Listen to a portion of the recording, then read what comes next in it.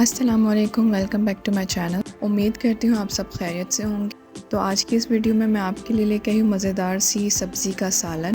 یہ ایک ایسی سبزی ہے جو کہ جلدی پک جاتی ہے اور مزیدار بھی بنتی ہے۔ تو چلیں ریسیپی کرتے ہیں سٹارٹ۔ یہاں پہ پین میں نے ہاف کپ آئل لے لیا ہے۔ آئل تھوڑا سا گرم ہو جائے تو ہم اس میں ڈالیں گے 1 ٹی اسپون زیرہ، ثابت زیرہ ڈالیں گے اور اس کو 2 منٹ کک کر لیں گے، تھوڑا سوتے کر لیں گے۔ اب ہم اس میں شامل کریں گے پیاز کٹا ہوا۔ اس کو ہم 2 سے 3 منٹ ایسے پکا لیں گے اور بعد میں اس کو تھوڑی دیر کور کر کے رکھ دیں گے تاکہ پیاز تھوڑا سافٹ ہو جائے، کیونکہ مسالے میں پیاز کھڑا کھڑا اچھا نہیں لگے گا، تو اس لیے ہم اس کو 2 سے 3 منٹ ایسے ہی پکائیں گے اور بعد میں کور کر کے رکھ دیں گے تاکہ پیاز تھوڑا سا اچھا پک جائے۔ تو یہاں پہ پیاز تھوڑا سا فرائی ہو گیا ہے، اس کو ہم نے ڈارک نہیں کرنا۔ اب اس میں ہم ڈالیں گے 1 چمچ بھر کے لہسن ادرک کا پیسٹ اور اس کو بھی اچھے سے پکا لیں گے، کیونکہ لہسن کی اسمیل ہوتی ہے وہ پکانا ضروری ہے۔ تو اس کو ہم اچھے سے بھون لیں گے تاکہ لہسن ادرک کی خوشبو بھی اچھے سے آ جائے اور مسالہ بھی اچھے سے پک جائے۔ تو یہاں پہ ہم نے لہسن ادرک کی اچھے سے کر لیا بھنائی۔ اب ہم اس میں شامل کریں گے ٹماٹر۔ 2 میڈیم سائز کے ٹماٹر میں نے کٹ کر کے اس میں ڈالے ہیں اور اس کو اچھے سے مکس کر لیں گے۔ اس کی ہم اچھے سے بھنائی کر لیں گے اور تاکہ ٹماٹر بھی اچھے سے سافٹ ہو جائیں اور مسالہ بھی اچھے سے پک جائے، تو اس کو ہم 5 سے 10 منٹ ایسے پکائیں گے۔ پھر اس میں ہم شامل کریں گے مسالے۔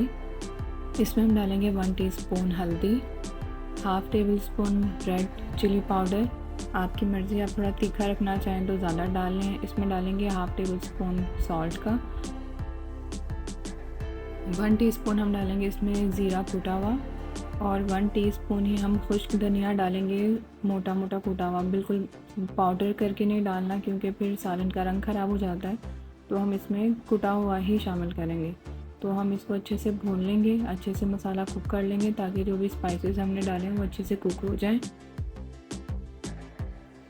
اب ہم اس میں ڈالیں گے ½ کپ کے قریب پانی تاکہ مسالہ جو ہے وہ بھی ثابت ہے، پانی میں تھوڑا گل جائے گا۔ اس کو کور کر کے رکھ دیں گے 10 سے 15 منٹ کے لیے تاکہ پیاز ٹماٹر سب کچھ جو ہے وہ سافٹ ہو جائے اور ہم اس کو میش کر لیں اچھے سے، یہ مسالہ اچھے سے بھن جائے گا۔ تو یہاں پہ میں نے لے لی تھی 2 بڑی سائز کی شملہ مرچ، ان کو میں نے چھوٹا باریک کٹ کر لیا تھا، اور یہاں پہ میں نے 3 میڈیم سائز کے آلو لے لیے تھے، ان کو بھی میں نے کٹ کر لیا ہے۔ تو یہاں پہ میں نے چیک کیا ہے، آئل سیپریٹ ہو گیا اور مسالہ بھی اچھے سے کوک ہو گیا، لیکن اب یہ سارا مسالہ ثابت ہے۔ اب اس کو ہم چمچ کی مدد سے اچھے سے پیس لیں گے۔ تو مسالہ ساتھ ساتھ ہم پیستے ہیں، اور آپ سے ریکویسٹ ہے کہ میرے چینل کو سبسکرائب اور ویڈیو کو لائک لازمی کیجیے گا اور ویڈیو پوری اینڈ تک دیکھیے گا تاکہ مزید اچھی ریسیپیز آپ سے شیئر کروں، اور آپ اس ریسیپی کو بھی لازمی ٹرائی کیجیے گا۔ امید کرتی ہوں یہ ریسیپی آپ کو لازمی پسند آئے گی۔ تو یہاں پہ میں نے مسالے کو اچھے سے پیس لیا ہے، اب اس کی میں بھنائی کر رہی ہوں۔ تو یہ اچھے سے بھن جائے گا تو ہم اس میں ڈال دیں گے آلو۔ تو جی یہاں پہ ہم نے آلو شامل کر دیے ہیں اس میں، اور اس کی ہم اچھے سے کر لیں گے بھنائی۔ 2 سے 3 منٹ ہم ایسے اس کو کوک کریں گے، اور اس کے بعد ہم اس میں تھوڑا سا پانی شامل کر کے اس کو کور کر کے رکھ دیں گے۔ یہاں پہ میں نے 1/4 کپ اس میں پانی ڈال دیا ہے اور اس کو کور کر کے رکھ دوں گی تاکہ مسالے میں یہ آلو اچھے سے کوک ہو جائیں اور ہاف ڈن ہو جائیں۔ آلو ہاف ڈن ہو جائیں گے تو ہم اس میں شامل کریں گے شملہ مرچ۔ اس اسٹیج پہ اگر ہم شملہ مرچ اس میں ایڈ کریں گے تو وہ بالکل بھرتا ہو جائے گی آلو، کیونکہ تھوڑا ٹائم لیتے ہیں پکنے میں۔ تو یہاں پہ میں نے اس کو کور کر کے رکھ دیا ہے 10 سے 15 منٹ سلو فلیم پہ۔ تو یہاں پہ ہم جو پانی ڈالا تھا وہ بالکل ڈرائی ہو گیا اور مسالہ بھی اچھے سے کوک ہو گیا ہے۔ تو یہاں پہ ہم آلو کی تھوڑی سی بھنائی کر لیتے ہیں۔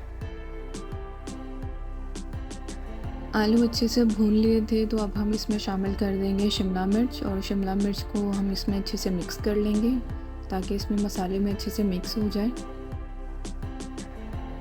اس میں شملہ مرچ کو ہم نے اچھے سے مکس کر لیا۔ 2 سے 3 منٹ ہم اس کو آلو کے ساتھ بھون لیں گے، اور اس کے بعد ہم اس کو 3 سے 4 منٹ کور کر کے سلو فلیم پہ ڈھک دیں گے۔